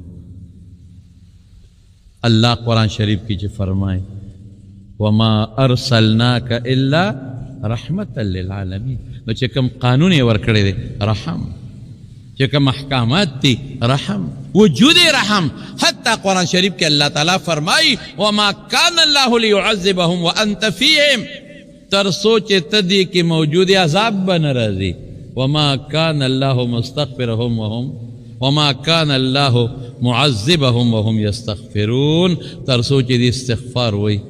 عذاب بن رضی. حضور پاک وی تر سوچ ز جم دیم دا اللہ دا عذاب نتاسو لڈالیم ڈال نبرازی، او کزا لالم دا دنیا نا نبی استغفار وایا غڈال. استغفار استغفر اللہ ربی من کل ذنب واتوب الیہ، استغفر اللہ الذی لا الہ الا هو الحی واتوب اسے وایا استغفر اللہ استغفر اللہ استغفر اللہ. دا خوایا دا خود بندگانو کنا وایا دا زویرت کے دا اللہ دا استغفار سارو ما خام وایا. رحم با پڑھ کے کہ خیر انشاءاللہ پیدا کو. دا حضور پاک قانون چرولل شوی تبا دا قدر پا نظر گورو، دے تبا دا رحم قانون وایو، دے تبا سپک نگورے. دا پیغمبر مبارک رولل شوی نظام تا چچا سپکو قتل دا ایمان نخلاص تے. پیسو تا دولت نشا او غرور و کبر مونگ تبا و برباد کو، ٹولے غرق و تبا کرو. دا با نکو مونگ با عجزی کو. دا پیغمبر مبارک ٹول سیرت عجزی و کبر پا حضور پاک کے نو پا دے اللہ خپکی. اللہ ازا مونگ نرازی شی.